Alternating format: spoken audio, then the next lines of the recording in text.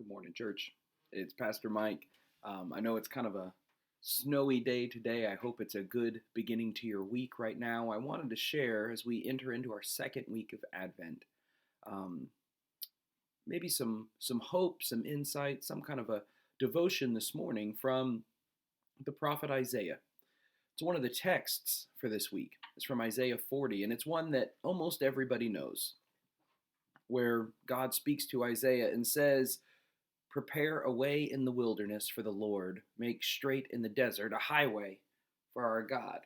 It's the same text that John the Baptist, which we'll see later this week, takes that on as his call to prepare a way in the wilderness for the Lord. And I don't know why, but this morning as I was reading it, I thought for maybe the first time, why the wilderness? What does the wilderness matter in this moment? Why couldn't God make his highway from any other direction? He could have come from the verdant fields and the places where there's bountiful blessing. That would make sense for God to come from that direction and say, "You've already seen the goodness, and now let me show you it in its fullness." But God says, "I will not be coming through your producing fields and through those beautiful vistas. I will be coming through the desert and the wilderness." I think part of the reason might be that that's where our eyes are naturally drawn anyway.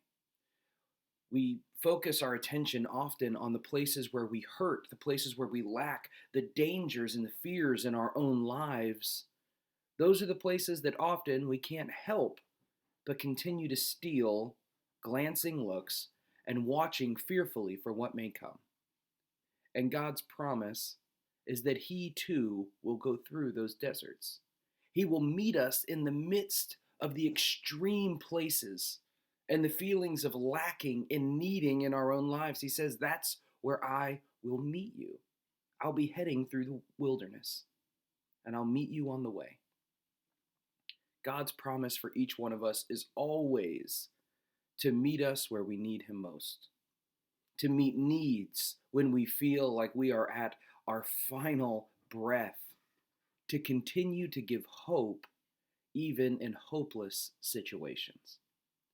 And so, for this week, as we prepare ourselves for the birth of Christ in less than a month now, my prayer for you is that you would, every time you look to the wilderness of your own life, those places where you feel incomplete or lacking or needing something, that you would look with hope in your heart, because it is from that direction that God has promised, "That's where I will show up for you."